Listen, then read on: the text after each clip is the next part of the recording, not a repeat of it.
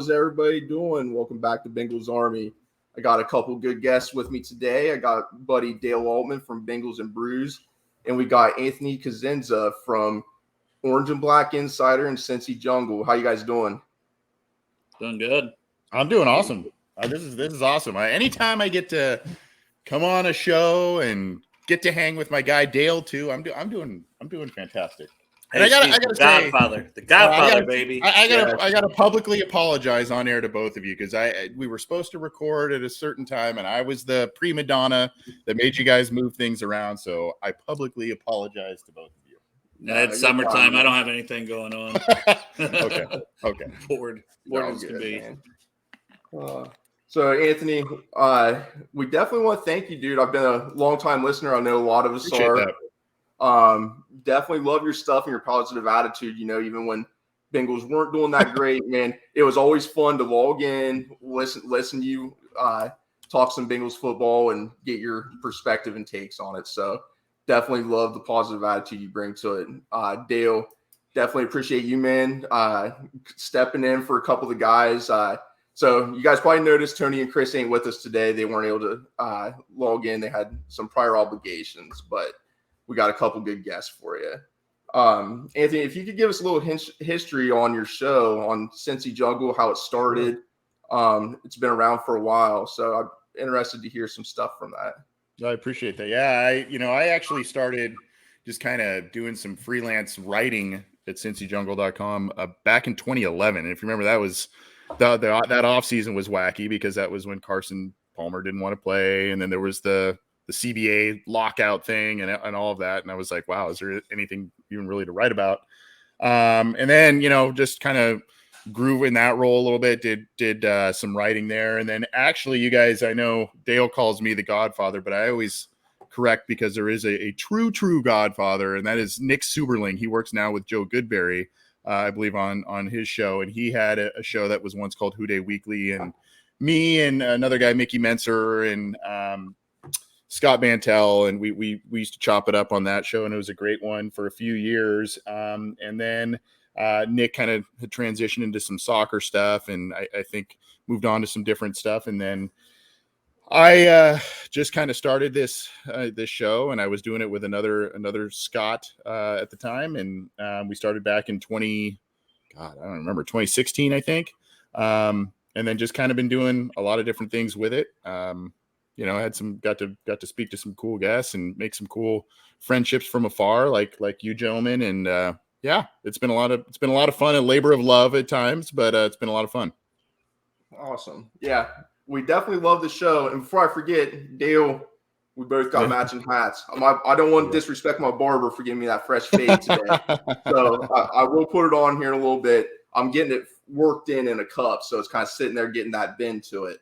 See, I always catch hell about my hats because I wear hats and I like the flat bill kind of look. I don't know, maybe my head's too skinny. And everyone out your way loves the folded bills. I always catch so much crap from listeners and readers. I don't have the head for it. I had to get the right.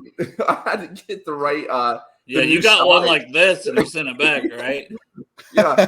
So the one that Dale has, I got that one in the mail the other day. And the very next day, they had a link on Twitter and said they had the new fitting hats. And I was like, mid-crown. I was like, I need one of those. And I hit them up. So Cincy Jungle hooked me up right away. I got that hat before they even received mine back in the mail because I sent mine back a couple days ago. And I was like, I know they didn't get it because we literally just sent it. Like they didn't get it with the holiday weekend.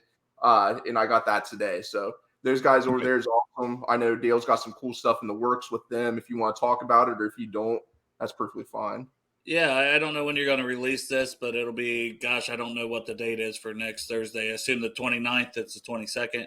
So it'll be June 29th at 7 o'clock p.m. with Teddy Karras and Matt from Cincy Hat. And we're doing a donation of $10 or more, or you can buy a hat and you're entered to win an autographed Teddy Karras hat that Pork Chop actually got autographed a couple weeks ago at the Jungle to the Hall event from Ted.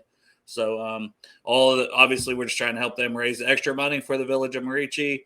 And Ted's going to come on. We're going to announce the winner live on the show on the 29th at sometime during that episode when he's on. So that should be fun. And I told Matt today, I said, tell Ted to feel free to drink a Miller Lite or two on the show if he would like, because I will be. Heck yeah. And going back to hats, Anthony, you always wear like the Volcom hats and stuff. I haven't seen one for a while. Now, I know you're out in California. Do you surf? Do you skate? Did you ever skateboard back in the day? I still do a little bit of it all. Yeah, not nearly as much as I used to, but yeah, surf, bodyboard, skate. I actually got into snowboarding later in life. I did all these other sports, and then that was one that I should have been doing younger. But yeah, I do a little bit of that. I not nearly as much, and it's funny as I got older, some of these things I'm like, no way, I'm never wearing a helmet. I don't want to wear a helmet snowboarding or skateboarding. And now I'm like, dude, I kind of should pad up. I feel like you get older, and I don't know. What a little more fragile. Yeah, injuries are a little more frequent, and they're harder to bounce back from. yeah. What kind of skateboarding did you do, Anthony? Were you doing like longboarding? Were you doing both? Both. Street? Yeah, I mean nothing insane. I mean, I wasn't. Yeah. I let me say that even though I did all these things, doesn't mean I was like good at it. So I just did them to kind of, just to kind of get some exercise and kind of, I don't know, feel like I'm a lot cooler than I actually am. So yeah. But now is your son doing all those same things out there as well? Well, yeah, my oldest, he's a little more tentative about stuff. So I'm trying to ease him into the beach and ease him into kind of some of that stuff, and hopefully we'll teach him, some surfing or bodyboarding, that sort of thing. And then he's gotten on a skateboard. He's cruised around a little bit on that. So, but yeah, I pad him up, when he goes on that thing too. But for sure, it's a soft push. It's a soft push. Nice. Yeah, I used to skateboard back in the day, and I went with a neighbor boy. We live out in the country, so there's nowhere to really skateboard here. But we went into town and was skating around, and I was like, man, I can do some of this stuff. It was just some little ledges to just get up 50-50 on and just maybe ollie off. And I tried to kickflip and stuff. I was like, oh my, in my head, I'm just like, I'm gonna fall off this thing. I'm gonna break myself. So I know the feeling, man. I 100% know that feeling, because I was getting nervous. I was like, 16-year-old me would be so ashamed right now. You can catch some speed on those longboards too, man. I mean, you go downhill on those things.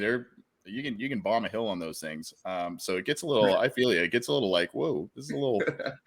Am I in control of this thing? Yeah. So, Anthony, what kind of music you listen to out there, man? I like getting different people's perspectives on their music and their tastes. I am a huge alt rock, like grunge era alt rock. So the Seattle bands, my all-time favorite band was Stone Temple Pilots, and unfortunately their singer passed away a handful of years ago. So that was like my all-time favorite band. But I like a lot of early 90s, mid 90s alt rock and grunge. I love a lot of 80s like new wave music too. I like me some 80s stuff. There's a couple of others. I know a lot of people like country. I'm not all that. A lot of family members, it pains them to hear that I'm not really into country all that much. But I guess that's kind of a little bit more my role. I was an emo kid a little bit also. I was into kind of some emo screamo stuff back in the day. Actually, I don't know. There was a big festival in Vegas last year that I got to go to. It was called When We Were Young. I don't know if you guys have heard of that or not, but a lot of emo bands and indie bands and stuff were there. And I was like, man, I am really, really old listening to this stuff. But anyway, yeah, that's some of the stuff I dig.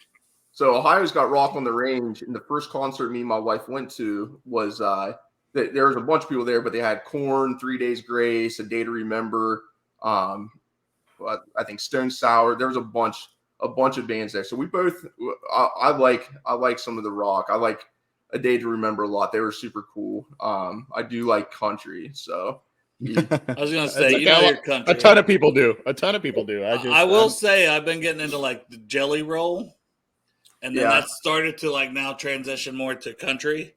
So I'm like, am I? What about Kid Rock? What about Kid Rock? He's kind of like this in betweener, different dude. I love some Kid Rock stuff. Do you?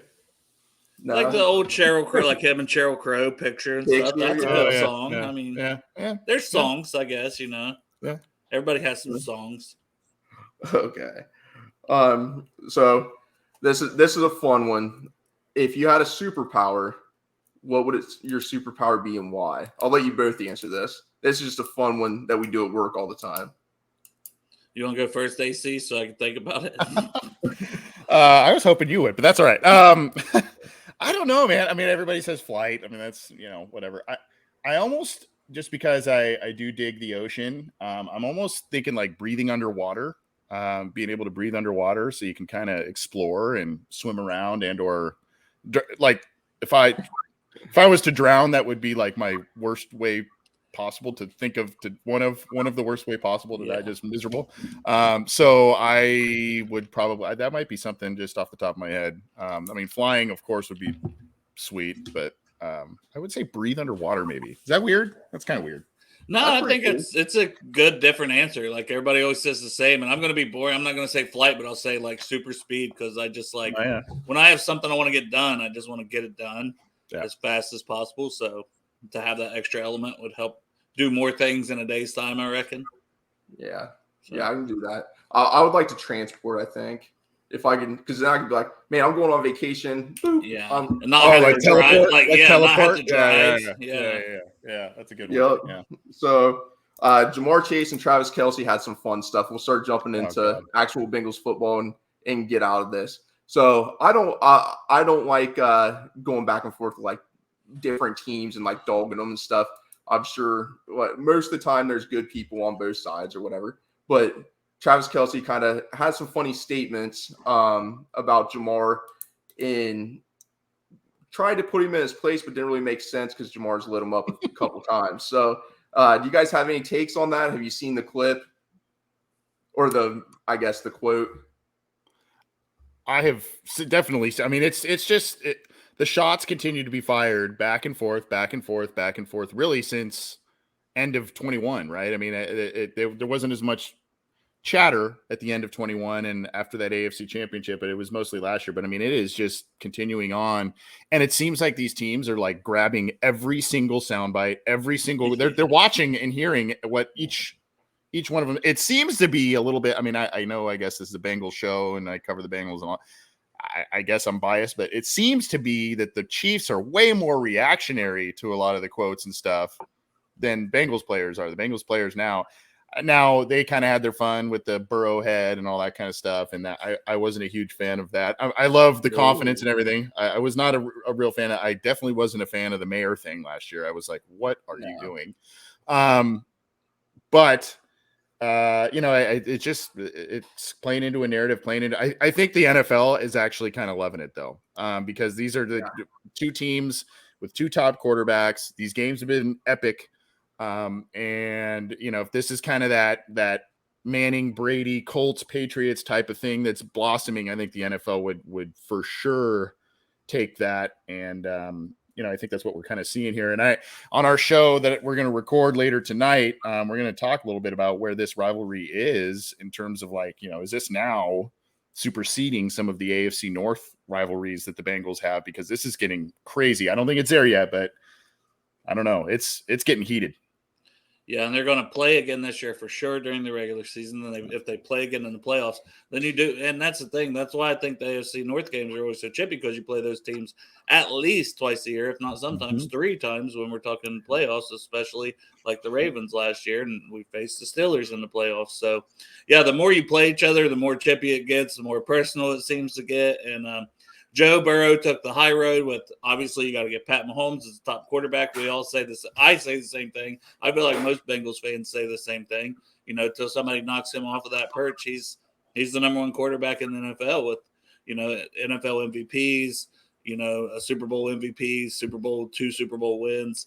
But yeah, then Jamar just had to stoke it after Joe gives him his props, and then Kelsey's going to fire back because he literally hasn't kept the Bengals' name out of his mouth one little bit. I mean, the whole time, ever since the AFC, it's nonstop. It's like, man, they're celebrating the Super Bowl. You got to mention Cincinnati. And I'm just like, man, that's kind of a problem to me. Like, if we win it, I'm just going to be like, man, I remember this. Well, I'm going to go back, watch the game, enjoy it. I'm going to be happy when we win the Super Bowl. I'm not going to be like, oh, well, the Chiefs said this and before we beat them. No, man, it's time to move on. They need to get over it. But like AC said, it makes it fun. The league's obviously going to enjoy it. It translates to ratings, so they love that. Yeah, I think overall it's been kind of friendly back and forth stuff for the most part. So I kind of think it's fun. Patrick Mahomes saying, Pat who and holding up his ring. Like, Yeah, that, I thought that was funny response. I thought it was funny, man. Like it was decent taste. It was nothing, nothing too bad. So speaking about them, the championship game. So how did you guys feel with being down 3 offensive linemen and still coming within seconds? Like, I feel like people don't give us enough credit thinking about being down, 3/5 of your offensive line. That's a tough task at hand with Chris Jones there. So how you guys feel? Do you think we showed ourselves pretty good even down like that, or what do you think? Dale, you want to go first this time? Yeah, bud? sure. I'll just say it's unfortunate 2 years in a row that we've had these injuries, because I think we'd be Super Bowl winners 2 years in a row. If not at least one of those two, obviously, with the Rams. We don't know what would have happened against the Eagles. I think that would have been a really good game, as it was with the Chiefs and Eagles. Mhm. But yeah, Adeniji, right? Like, and I don't want to hate on the guy, but man, he has really cost us. Whether it was Aaron Donald when he played on the interior, then he's on the right tackle there. Like, okay, we're going to put Chris Jones on this guy, and just the big plays that were made. But as you said, we still had every opportunity to win that game. And there were some questionable calls, whether the Chiefs fans want to admit it or not. There were some very questionable calls down the end. And I just feel like I feel like we should have won that game, regardless of the line. But I just hope we can stay healthy. And I guess that kind of goes into the whole argument about keeping guys like Collins and this around, regardless of money. So, if you need them later in the season, you got a little bit veteran depth and guys that you maybe can count on more than an Adeniji or Deontay Smith, who hasn't proven anything. So it's nice that we seem to keep investing in the depth of the line. This year seems like we have more depth than we've had on the line. Yes, we've invested in the line last year, but we didn't invest in the depth part of it. And this year I feel like we did. That's kind of the difference, hopefully, come playoff time.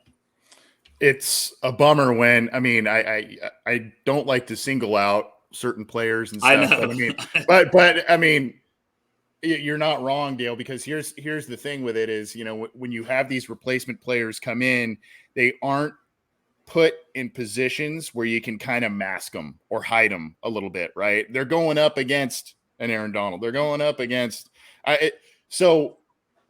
those are the kinds of issues where you're like, well, it's not like they're going up against a backup edge defender or backup, tackle or something. Right. It's been difficult for them to mask when these injuries hit, or at least kind of help out the players who've stepped in a little bit more. To answer your question though, Dusty, I think the Bengals made a real good effort based on the offensive line injuries, based on the venue, based on the team they play, all of that. I think you could say, wow, that's a hell of an effort. And then, of course, the Jamar Chase catch that kind of sparked him back to life and everything late in that game. I still worry, though, guys, and this is something I've brought up a couple of times. I'm still worried, while I like the additions on offensive line and maybe even keeping Collins and others, even if, for something that happens late in the year, I love all of that, but I still noticed a trend in 21 and it continued a little bit this last year where the offense in the postseason has kind of struggled to put up consistent yards, consistent points. They've settled for field goals, particularly in 21 when McPherson was an absolute hero through that stretch run. So this is why I like the draft class. This is why I like the picking of other wide receivers that can move the ball, move the chains, and of course, getting an Orlando Brown, hopefully getting Jonah Williams or Collins, whoever plays the best to man everything up. So that's kind of my more, and I guess that goes hand in hand with the offensive line and injuries or issues as well. The lack of, explosive play that you see in the regular season. Obviously you're playing more elite teams in the postseason, but that kind of worries me. And just real quick, back to Dale's point, I often think about, and I can't stomach to rewatch the Super Bowl, but I do often wonder. I know he wasn't a world beater, but I do often wonder what the line would have looked like, how the team would have played if Riley Reif was still in that lineup. He was kind of the veteran guy. Played pretty well. I mean, he wasn't outstanding, but played pretty well when he was healthy. And then they lost him for the rest of the year. And I think that was a big loss that not a lot of people talk about. Yeah, 100%. I agree with that. He was definitely a key piece, and like he wasn't. Yeah, like you said, he did for his career, especially. He wasn't having a career type year for him, but he was steady and solid enough, especially for the line we had that year, that he was probably our second best lineman. It was probably Jonah and him. Like the tackles were the strength that year, and then obviously the injury happened, and it really hurt to have to put a Deniji there, and at guard. We had Prince, and that's the thing. It's been both. It's been the entire right side both years. So it was Adeniji and Prince, and then this year it was Sharping and Adeniji on the right side filling in the biggest moments of your season. It's brutal. Yeah, it's tough. And speaking of O-line, Jonah Williams, he had a nice little press conference. How did you guys feel about his little interview that he did? I know some people had mixed emotions on it. I personally liked that he got everything out in the open. He aired it out. I feel like it was a little strange that nobody from the front office talked to him. But overall, I think it was nice for him to be there, knowing he'd be fine regardless. But he was there. He spoke his word. That's behind us now. He can focus on ball. How do you guys feel about what he said? Do you feel like he threw anybody under the bus, the front office, or do you think he handled himself pretty well? I think he was very honest. And I think that's all you can ask for out of these guys sometimes, because honestly, I know when we had Dan Hoard on the show before, he talked about, like, I don't blame him for being upset in that moment. Like, obviously, he thought he's left tackle. They had been telling him he's the left tackle. They didn't see the Orlando Brown thing coming together. He contacted them. So Jonah and then the Bengals not contacting him, and then not contacting him after when he's like, I would have been upset at first, but I would have been fine with making the transition after the couple days. I would have been like, okay, I don't love this, but hey, let's go get it and let's go get this Super Bowl and things like that and moved on. But I think even with all that going down, he was honest. He wanted to just tell everybody what happened from his standpoint, so no one can put words in his mouth on it and no one can speculate on how he feels. He was very honest and forthcoming, and I think that's a good thing. And I think now that he's here and he could ball out at right tackle, it might be the best thing for him, even for his future. But I had no issues with anything he said. I know some people were like, well, he's salty, this, that, and the other. I didn't even have a problem with, I think he is a little salty, as he has a right to be. He's thinking of his future, and it just kind of caught him off guard. And if it was our jobs and our livelihood, and we're basically feel demoted in a way or something out of nowhere, we're going to be a little salty about that too. So I didn't have an issue with what he said. I'm glad he was honest, and I think he's ready. I'm glad he's here. I'm glad he showed up for mandatory minicamp, so now he's getting those reps. And obviously we know he's going to be at training camp, and I think he's going to be ready, and I think he's going to have a really good season, barring that he stays healthy. I respect the hell out of him showing up. Still, he's doing rehab work. He could have stayed home if he was still salty about this thing. He could have stayed home and done his own workouts and done his own rehab and not be with the team and not address this head on. You knew when he got there was going to be microphones shoved in his face, video cameras shoved in his face. What's going on, Jonah? What do you feel about it? So he could have said no. Yeah, I respect that he faced exactly. He faced it head on. He said his piece. He wasn't necessarily kind to the front office or the ownership about the situation, but he wasn't throwing. He just was like, this is how I felt about it, and there was not communication about it, and all of that. So I respect that he's there, back, even when this was not an ideal situation for him. He's back. He's working. He's doing rehab work. He's with the team. He's seemingly put a lot of that stuff aside. Now, we can debate about, well, what are you really upset about, or all of that. I mean, I don't. As I look at it further, I don't think it was so much a move from left to right tackle per se. I think he probably saw that there were other right tackle candidates vying for the job, and it wasn't gift wrapped to him. So he lost the left tackle job to Orlando Brown. And then the message was, well, you can come and compete at right tackle. Not this is you're our starting right tackle. And then on top of that, it's a contract year. He hasn't played right tackle since freshman year of college. There's a learning curve there. We we know what offensive linemen think when they make that change from side to side, so I think there's a lot of, he's worried about his next contract, all that kind of stuff. So I think that part is nuanced, but me personally, I respect that he came out there, even when he's not doing full practices, he's with the team. He addressed this and was honest about it. Yeah. And speaking about injured players, Cheeto, man, Cheeto's looking unreal. Like when I seen those videos come out, I couldn't have been happier. Just knowing with especially like Eli left, and a lot of people hate on Eli. I wouldn't say I love Eli, but I do like what he did on the field. Some of his off-field antics that gets old, but overall on the field, he played good for what we had him for in the price point that we had him for. So it was kind of worrisome knowing the rookie was coming in and not being exactly sure. How do you guys feel about Cheeto's progression? Do you think he's going to be good week one, or do you think that's going to be maybe delayed a few weeks? Go ahead, Anthony. I'd like to think he'll be ready.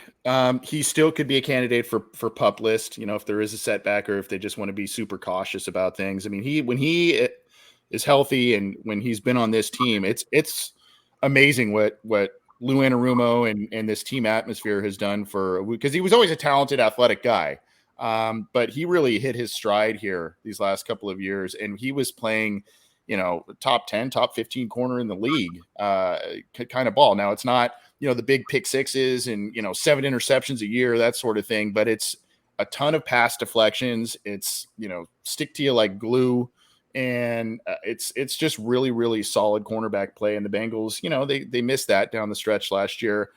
I'd like to think he'll come back early. We'll see. They may play it a little cautious, and that's why they double dipped at corner. They seem to really like the 7th rounder, DJ Ivey. He's been getting a little run there. Mm-hmm. So he's a guy that's an interesting player. But I would love it if all hands are on deck. I'm presuming that if the Bengals, this is just my assumption, but if the Bengals were to keep Lael Collins, which it would seem like by now they would have probably got rid of him if they needed to. I think he's probably going to be a PUP list guy. And so, we may see Jonah or Jackson Carman or someone on the right side to start the year there, but I'd like to see him back. We'll see what happens. Yeah, I agree with all that. I think Cheeto will be back. He looks good. Now, obviously, corners, you want them to be 100% when they go out there because they're constantly redirecting their body, and they can easily tweak something again if they're not fully healthy. So that's something to keep an eye on. But man, he looked good going through his ladder drills. So I just in general with the corners, like you were talking about Eli there, and it's like, what's the common theme? It's Lou Anarumo, right? Because he's a quarterback background, defensive background. And everybody that goes there seems to play their best under him. Cheeto, even Mike Hilton was good in Pittsburgh, but even better here. CTB to come in and do what he did as a rookie, where he's in the playoffs looking like a shutdown corner in his first season. And he was injured. He was injured coming into the season, 6 weeks or so. Injury, I think. Yeah, just impressive. And then they're talking about Alan George is out there in practice getting reps and looking good. Sidney Jones had an interception. Another guy who was a second-round pick and only second-round pick because he had injury issues, or he would have been a first-round guy.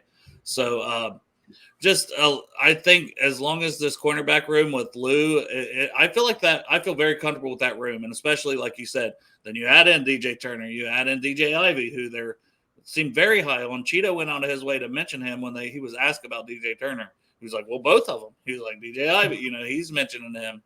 Dan Horton's giving him a lot of love. I know he's got the really long arms and different things like that. And I love the cornerback room in general. So that's just, even if Cheeto's not ready, I feel very comfortable with what's in that room. So if they needed to give him, even if he didn't PUP list, and you're like, let's give him 2 or 3 weeks, because sometimes they do that with players. Let's give him 2 or 3 weeks. We'll keep him but we'll have him roster inactive for game days or whatever. If you need to do it, I feel good about the depth they have in that room. Yeah, I do too. And the safeties. So we got some young safeties back there. There's a lot of love going towards Jordan Battle. So I think his leadership that we hear about from Alabama is pretty impressive, and everyone loved Von Bell and the leadership that he brought. He was always there 4 a.m. He was Mr. Consistent. He knew the defense well. He was a veteran presence. Losing both your safeties, Lou said, it'd be a dark day. But how do you guys feel about the replacements with Dax and Battle? I think there's a lot of question marks, but there's extremely high potential with the players that they have. And I think they've specifically drafted guys that have either great tape, seemingly great football IQ, or tested off the charts and athletic profiles. And so I think Lou's trying to recreate Jesse Bates and Von Bell, and I think he thinks he's got it potentially with Dax Hill and Jordan Battle. But there's also Nick Scott's in the mix there. We'll see how all of that works out. And then of course the guy that is kind of a little bit of a forgotten guy is Tyson Anderson, another high athletic guy that we'll see what his role is. But there's no more Trey Flowers. There's no more who's kind of that safety corner hybrid type of guy. No more Trey Flowers, no more Jesse Bates, no more Von Bell. These guys got to step up. They got to grow up quickly. So I'm a little worried about maybe how the beginning of the year plays out with that, especially because it's not just that the overall talent and knowing the defense, like you mentioned with Bell, it's also like those guys helped out the other members of the defense and the other members of the secondary get aligned as well. That was kind of one of the things that I think Lou Anarumo praised about Bell and Bates, if I remember correctly. But so in that respect, I mean, some of these guys are going to need to come in, learn things fast, get acclimated to the NFL speed, and hopefully the potential hits. The Bengals have had a lot of hits in the draft recently, much more so than in past years, and hopefully they've kind of struck gold with some of these guys. Yeah, and I'll just echo a lot of what you said there. I think with them, the leadership is going to be missed more than the talent. Because I think Dax Hill, obviously being a first-round pick, very talented. Jordan Battle, they liked him as basically a second-round guy that they got in the third. It got to the point to where they're just like, well, we really like Nick Scott, but, man, you keep giving us Jordan Battle here. We've got to take him because we love him. Yeah. So, and I think it's going to be that way in the season. I think Jordan Battle is going to do so well and just be the leader. Same thing he did at Alabama. Like you couldn't keep him off the field. And not just special teams, but he's forced his way into playing safety as a freshman and played there all 4 seasons as a starter. That's rare at Alabama. Obviously, who turns over guys every 2 or 3 years going to the pros. So I think Battle will work his way on the field. I can see like Nick Scott starting out, but it's a good problem to have, right? When you're trying to replace a Bates and a Bell, that you've got a few options there. And even if Tyson Anderson, maybe he got to know the playbook well, so he's ahead of schedule on the mental side of it. And we know he was another like 4.3, 640 guy coming out into the draft. Tons of special teams experience, tons of that explosiveness and speed. So you're not lacking for speed. Jordan Battle seems like a very intelligent leader type player as well. So you're hoping, maybe that fits the Von Bell role. And but you can't expect it the first year, right? You can't expect Jordan Battle to be out there lining guys up. Maybe it happens. Maybe he's the rare guy that it happens, but you can't really expect that in a guy to feel that comfortable year one on a team who's been to the Super Bowl, to the AFC Championship, winning their division, to come in and have that big of a voice in the room would be hard to do, I would think. But the talent's there, and I think he'll be that sooner rather than later. I just don't think it's year one for Jordan Battle necessarily. Yeah. So I really like having Jermaine Pratt coming back. So we lost both our safeties. I think a lot of people probably thought that Jermaine Pratt was going to be leaving the team. I like his contract, and I like having him and Logan Wilson back together. So keeping at least one of those groups together that have played in big time games, I think is pretty important. And talking about the linebackers, Logan Wilson, do you see a deal getting done, AC? Do you think that's something that's going to happen this offseason that's going to be a priority? I think it's going to be a priority, but do you think that'll be done? Do you think Logan Wilson's going to be a little out of our price range? Just quickly about Jermaine Pratt, I've been incredibly impressed with his growth since he came to the Bengals. And, I think a lot of people thought he would just kind of be a solid tackler and not much of a dynamic 3-down type of player. And he has evolved into that. And I don't know if you guys remember, but he actually started at NC State as a safety. And then came to the Bengals, played linebacker a couple years and then came to the Bengals. First year he was okay. And then, he's slowly kind of just, evolved into this really, high performing player. And he's been a good addition to this team. I think Logan Wilson is definitely a priority. And I think, as the Bengals potentially, when you didn't sign a Bell or Bates or that sort of thing, it allowed you the flexibility potentially to go get an Orlando Brown or get somebody, re-sign some of these guys. Obviously, and I've kind of used this analogy before, there's a set of dominoes in front of you, and the big domino that has to fall first is the Burrow contract. And the rest of the framework of, what you do as a roster, who you extend, what you can do, kind of goes into what you pay Joe Burrow. And then once that contract gets signed, settled, the rest of the dominoes, your T. Higgins, Logan Wilson can fall. And I think it probably is in that order. I mean, Burrow's obviously their highest priority, with Higgins and then probably Logan Wilson. And so, I think they want to get it done. They love to extend guys a year before they hit, the summer or whatever before they hit free agency. But that first domino's got to fall in order for them to kind of frame everything else around that and properly plan. I will say this, there's an article, I forget, I don't want to miscredit it. It is up on Cincy Jungle, and I think we linked it, but the Bengals currently right now, I think, are last in dead cap. So they are managing I saw that. They're managing their cap well, which is good. Dale, you there, man? Yeah, I'm still here. Okay. The only thing with Wilson is, where does he fall in line salary-wise? Because the linebacker market is insane. When you look at the Roquan Smiths and Edmonds from Buffalo, who got paid in free agency, those guys getting 18 to 20 million per year. And then a guy, not even, I think that's a big reason Pratt came back, because he ended up taking less or getting less than what he thought he was going to get on the open market. David Long, I think, got 5.5, and he was all pro last year for Tennessee. So where does he fall in between an all pro guy getting 5.5 million and these guys getting 20 million? That's the biggest thing. And Pratt getting his 8. I mean, I think he's a little better overall player than Pratt, but I don't think that gap is huge after this past year or two. I think Jermaine's really improved as an overall player. Which I think that's why he wants to be on the field on third downs, because he can do it. He's got the talent to do it. He's got the speed, converted safety, as AC mentioned, from NC State. My only thing is the salary with him, but I don't think you could. That's not a guy you want to lose. He's a leader. It seems like. I mean, you saw the Dayton, right? The softball game. He's got the coach there. He's got former players. He's got almost half the team there at this softball event. So that says something to me about the guy when your team shows up for you like that. Yeah, Zach Taylor was there. I mean, yeah, that's pretty cool. So offensive line, we kind of hit on that. Do you guys feel? I really think we're going to be a top 10 to 12 offensive line this year. I think the bad offensive line days that we've complained about for the past since 2015 are kind of behind us. I like the depth. I like having Jonah Williams there, and kind of go back and talk about Jonah again. But having Jonah there for the price point is kind of rough. But if you cut him, you're losing whatever $12 million. So there's not much reason to cut the guy.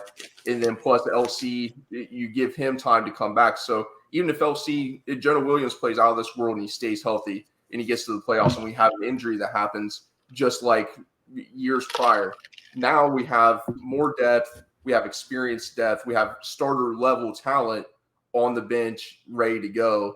How do you guys feel about the offensive line overall? Do you think we could be in that 10 to 12 range ranking wise, with potential to even possibly be higher? Because I like our veterans. In Orlando Brown comeback, he's a 4-time Pro Bowl dude. Like he is going to solidify that left side for us. And I really think that Volson is going to progress. I think he's going to take that year 2 leap. I've talked about it before, but the dude looks bigger. Ted Karras said, I think he was talking to James Rapine, and said, he felt his best at 28. So everyone's kind of worried about, him being an older pick. He's a 4th round guy out of a small school. But he looks bigger, and I'm sure he is bigger. And I don't think anybody thought he was going to play as good as what he did. And then, you got Ted there, and you have Alex Kappa, and then Jonah, and then the depth. So how do you guys feel? You feel a lot more comfortable with it? Do you think there's a lot of potential there? I think that's a good spot, that 10 to 12 to hope for, because they've invested in it, right? That's what they're hoping to get. And if you get that, that opens everything up. But yeah, I mean, Orlando Brown, he's not satisfied just being a Pro Bowler either. Like, he wants the All Pro, he wants the Hall of Fame. Like, these are the things that he strives for. And I mean, honestly, Chiefs fans doubting him and stuff, I think is only going to motivate him and make him want to go out there and prove them wrong even more. Like, hey, you guys didn't really want me. Okay, that's fine. I'll go help this team and we're going to beat you. We're going to be better than you. And then, like you said, if Olsen makes a little bit of a leap even, that's huge. And playing in between Brown and Karras, there's no reason he shouldn't make a leap having those two veterans that he's playing in between. And then Kappa played, to me, maybe the best he's ever played. I felt like he was basically at a Pro Bowl level, close to it last year before he got injured late. And I think with him, we win that AFC championship game. With just him there beside Adeniji, I think we win it. That veteran presence, I think, would have helped. And then, yeah, it's Jonah. It's a little unknown, but at the end of the day, 2 years ago, he's the best lineman we had. And like I said, maybe the switch to right tackle helps him in a way, and he gets used to it. And because I do believe we're like, well, he hasn't played it since his freshman year at Bama, but I think he was like a, all SEC, all rookie SEC, all this stuff for that year that he played the right tackle spot. So with that said, there's no reason on paper, at least, that they can't make that leap to be in a top 12 unit. But you got to see it on the field, and you got to see him gel. But I think that's a good expectation. What would come with a top 10, top 12 designation, and what the Bengals offensive line needs to show is consistency. And they cannot have these spells or stretches of catastrophic games where they're giving up 4 or 5 sacks or more. Now, I know there's plenty more metrics and stats. There's pressures. There's all kinds of different things. Sacks aren't the end-all, be-all in terms of like a stat. They matter. An offensive line. They freaking matter. Yeah, they matter. And,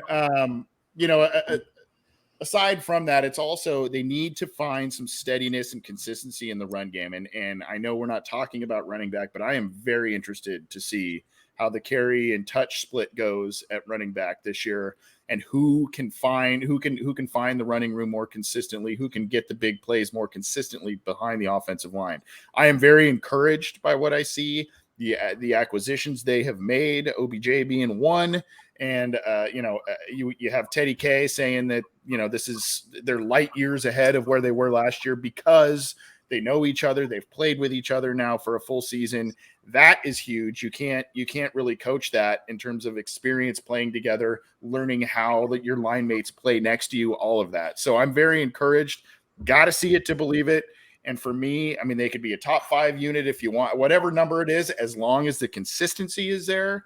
That's what I care about. And that's what they're going to need, because these catastrophic games where they're giving up all these sacks, and I mean, it derails series, it derails a half, all that kind of stuff derails an entire game, and they just can't continue to have that.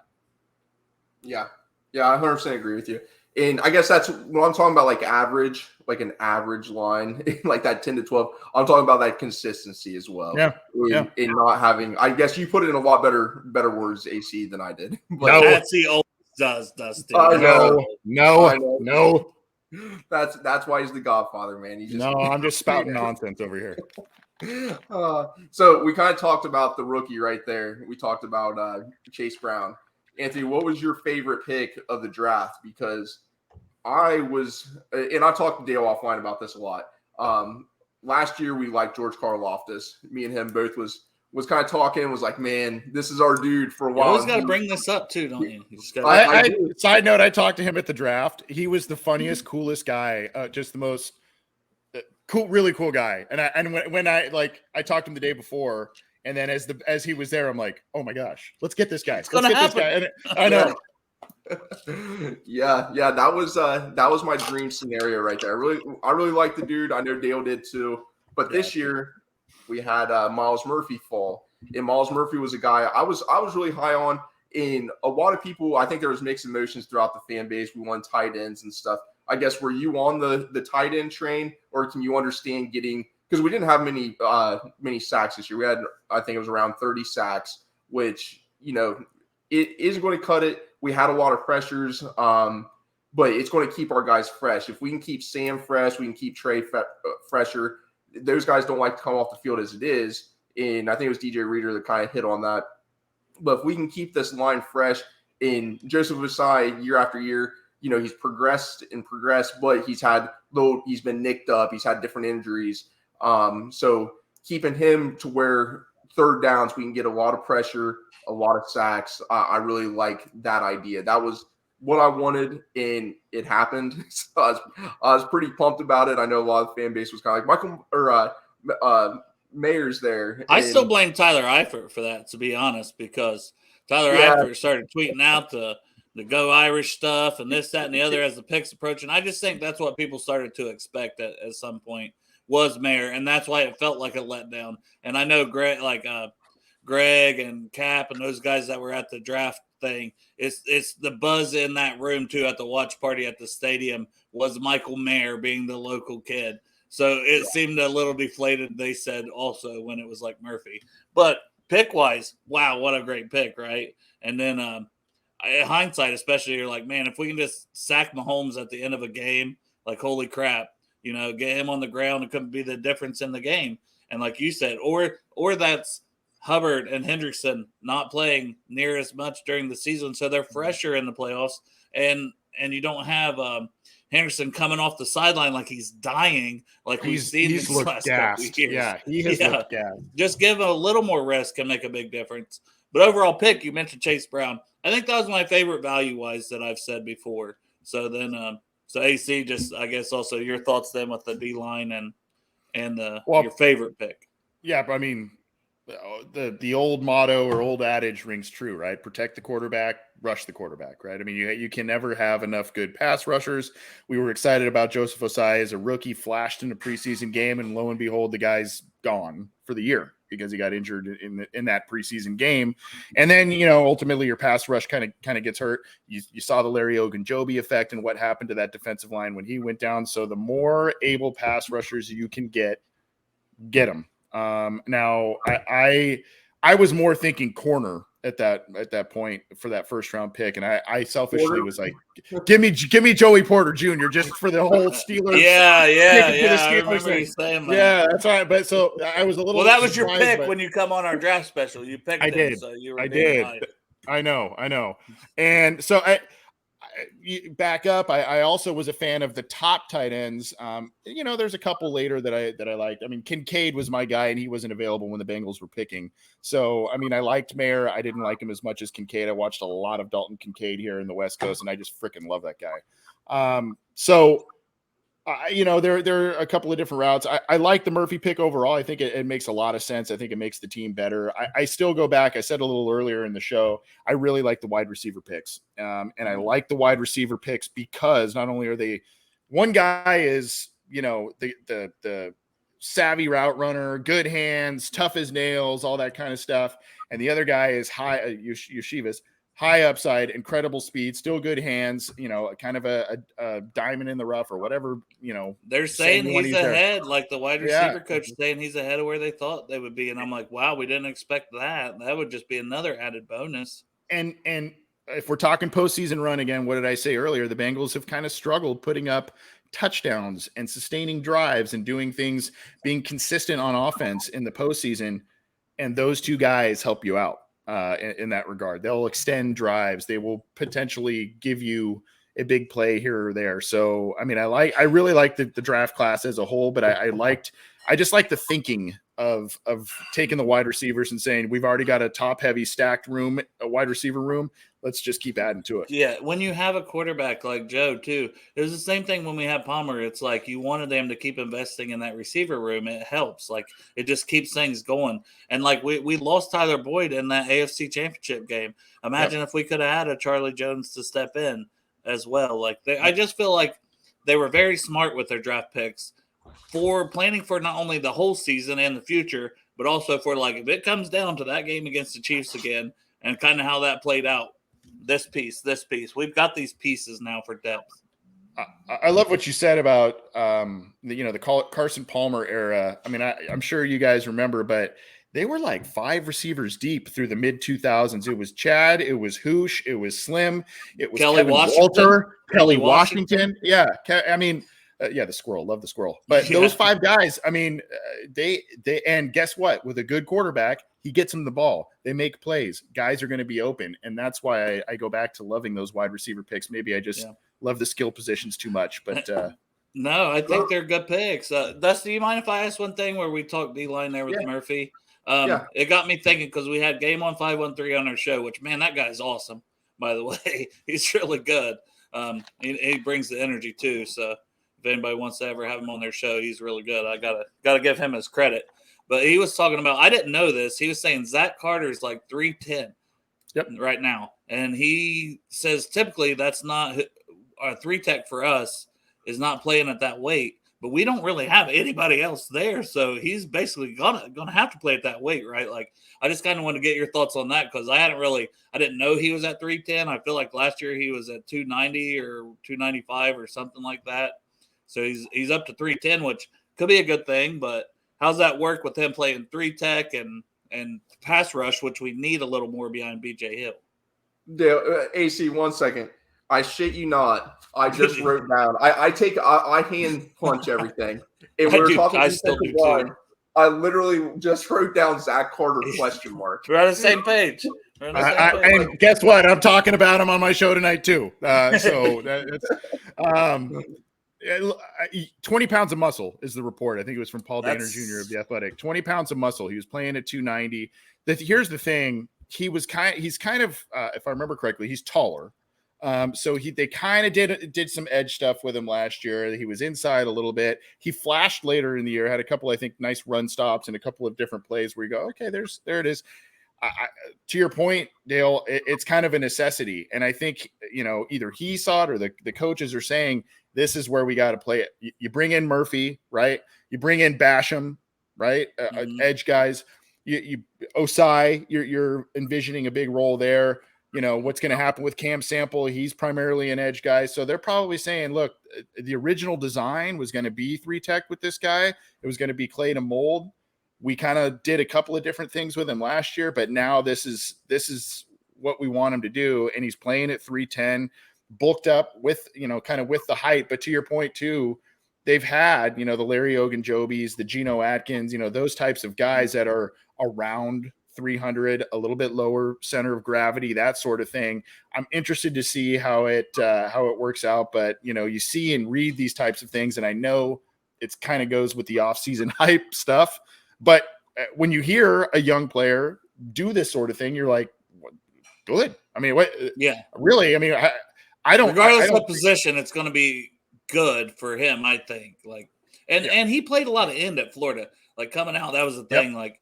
So either spot at D tackle, I think he was kind of learning on the fly last year. But you saw the flashes. The Bengals, they didn't make the move to bring in anybody there at D tackle during the draft. So to me, that gave him a glowing endorsement too. Yep. Yeah. Yep. I love the pick. A 3rd-round pick, man. And the dude had, what was it, Florida? He had like 9 sacks his last year. 9.5, I think. Yeah. Like, the dude was productive. He was productive, and I thought he would have a decent rookie year. Maybe I was a little higher on him than I should have been.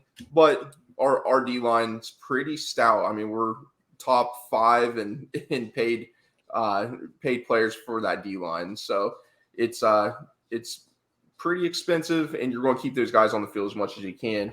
So that kind of leads into my dark horse. Who's your guys' dark horse player this year? I think Cam Taylor-Britt kind of was that guy last year. He was like, yeah, he's got upside. He's going to come in.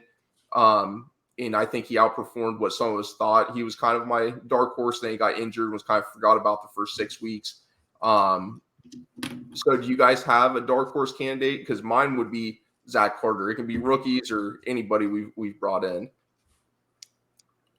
Are we talking like budding into a star? Are we talking about someone just taking a big leap? What's kind of it could be a big leap. It could be like Volson. Volson could come in and have, a really good year. I'm not talking about a all pro level, but just somebody that takes that big leap, maybe surprising a little bit to some, but maybe a player that you have your eyes on.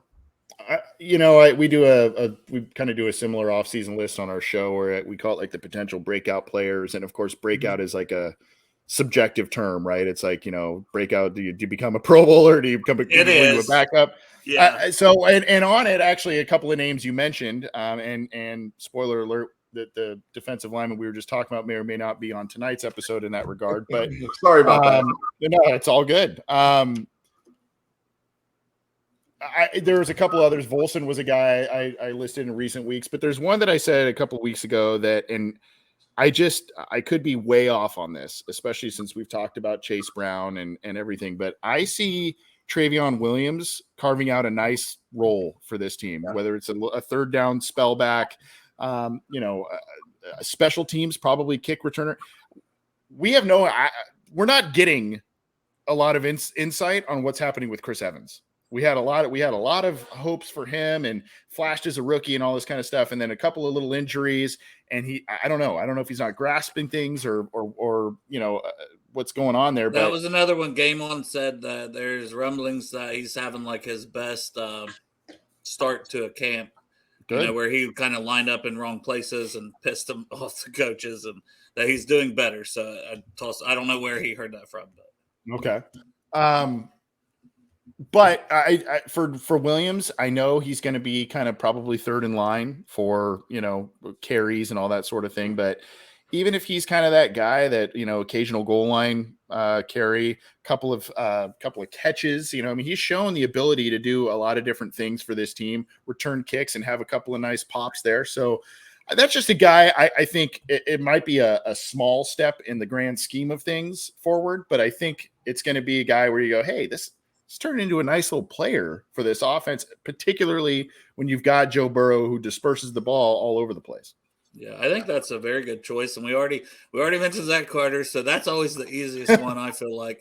But I'll mention two more names here. One of them is kind of very obvious, and then one is like not on the radar per se. But I'll do the not on the radar one first, and that's Alan George. If they need it, and it may not be halfway through the season or whatever, but he fought his way kind of to stick around as an undrafted guy, then he's active with the injuries last year. Now he's getting some first-team snaps with Cheeto being out, kind of mixing that in there. I just feel like everything that guy's done is trending up, and they really like him. And he's got the talent to actually be a very good NFL corner. Whether that happens here or it might be 2 years from now even. It might be a slow burn with him. But that's kind of a very under-the-radar dark horse kind of player. He's earned it. Yeah, he's got the talent. And then my other one, because I put this for our 3:30 show for tomorrow, Irv Smith Jr.'s breakout season. So I got to say that because I titled the whole show after it for tomorrow. So I think Irv Smith, Brian Callahan, singing his praises the other day, saying he's the most natural pass catcher, this mover, this, and that's true. Like a little better at that than CJ and Hurst. And Hurst was pretty solid as well with the movement and the pass catching. But I think Smith stays healthy. He gives a dynamic they haven't really had, and I could see him putting up 800 yards and 8 or 9 touchdowns this season. It all depends on his health. I could see him literally having that big of a season. Yeah, that might be a little too much, but I just really have a lot of faith in him and his talent, and he's still young. And whether that contract's here or somewhere else, I think he's fighting for that contract too on this 1-year deal, where he's seeing it happen with CJ and Hurst. His might be the best contract yet because he's still only 24 years old. And there's not many positional options on the team, that are going to get a lot of at that position group. So yeah, that's good. That's a good pick. Yeah. So mine would probably be Dax Hill. So I like both of those. I definitely like Travion Williams. He had a lot of production in college, and then every opportunity he's had with us, he's produced. There was a couple of plays last year where he got some first downs, and I like that pick. The Titans game. Was it the Titans game where he got that big? Yeah, he had a couple of great plays against the Titans. Yeah. Yeah, he's had big catches. He's had big runs. He's shown an ability to block, kick return. Mm-hmm. Yeah, I love that pick, AC and Dale. Irv Smith, man, if he stays healthy, he does bring a different dynamic to that team, and it could really open things up for Jamar, Tyler Boyd, like those dudes. And so I do like that. But Dax Hill, if we remember back in the preseason, Dax had a couple plays where he covered a lot of ground. And he about had an interception, I believe it was in the end zone, and he about had an interception in there. He was a little salty. He didn't get it and stuff, but he looked like a first round pick. He looked like somebody that was meant to be there. Obviously, you're not going to play him over Jesse.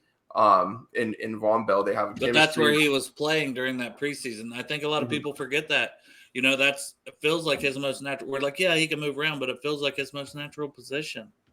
Yeah. So I definitely, I'd love to see Dax Hill take a big leap, and he's going to have to. He's going to have to take a big leap, just the limited snaps that he had and stuff. But he played a lot of different spots when he did play. So I can see him coming in. He's versatile.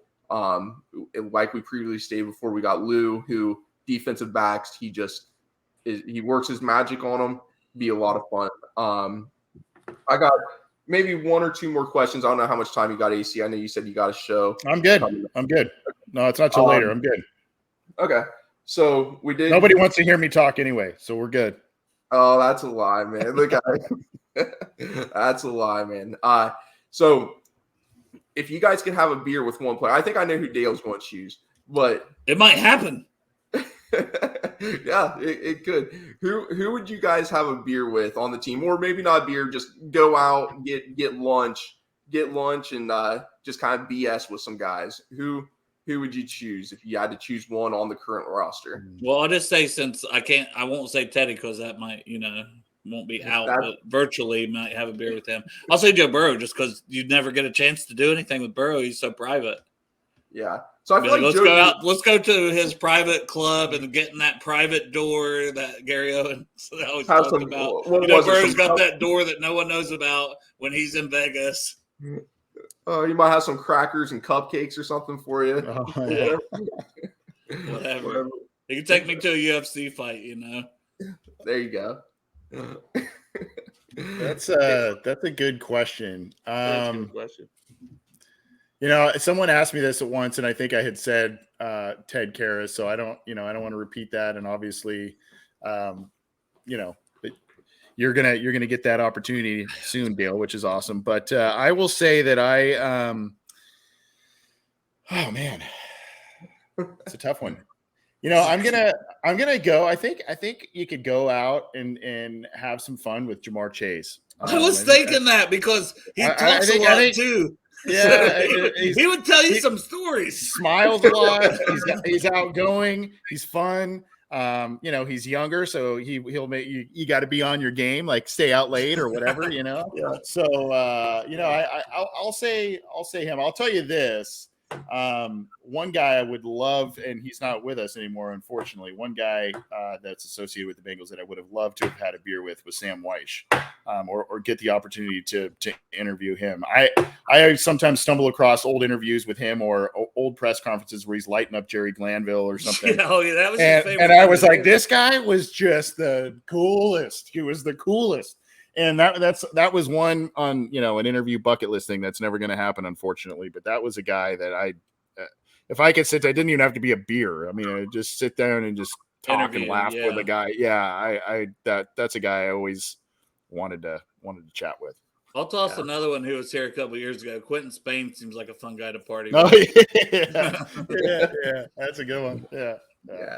I would go with, I think, Tyler Boyd, because Tyler Boyd's kind of that dude that's always speaking his mind. Like, you're going to get the truth from him in the after games. Like, I like TB. So I think he would be fun to go out, talk to, kind of just like, not going to say nothing, all off the record stuff. I got, my 30 little followers on here, but just to see what he has to say. And I think he'd be a lot of fun too. I think he'd be an open-minded dude. Between him and maybe Volson, because both small town dudes, like No, he'll drink you under the table, bro. He would drink you I under have the a table. feeling, yeah. Oh, maybe not since he's swole up. Maybe he's cut back or something. I don't know, but I get a feeling that guy would just. I'd be passed out and. Him and Ted hit it off rather quickly. I know they play beside Probably each over other, beers. but I feel like man, they're carbon up, dude. That's how he got so big. That's his special program. Yeah. But yeah, I think he'd be super fun just talking about just small town living, stuff like that. And Logan Wilson might be cool too. Another guy, so I'm getting 3 deep on this, but Clayton Fedulum. So he was a dude that I would always randomly talk to. He'd be fishing or hunting or something, and he'd post it on like Instagram and on his story. And I just ask him, what are you using to fish with? What's going?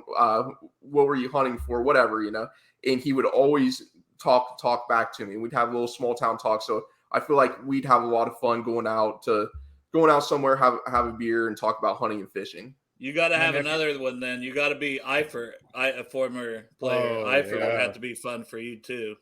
Especially if he's rocking the mullet. Yeah, that would be. My nephew had a good experience with Fedulum at when years ago when the Bengals played out here against the Chargers when they were playing in the smaller stadium in LA. Met him in a hotel, and he was a really nice, kind guy. So I always have a soft spot for that guy. Yeah.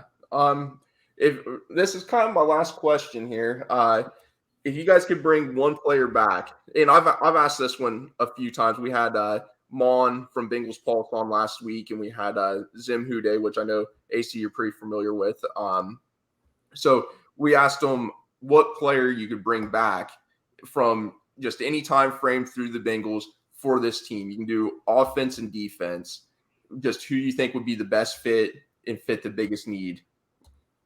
I think I asked Dale this too. Yeah, I've got a couple. But go ahead. My answers changed because Jonah showed up, and I said I would bring back Munoz and move Orlando Brown to right tackle.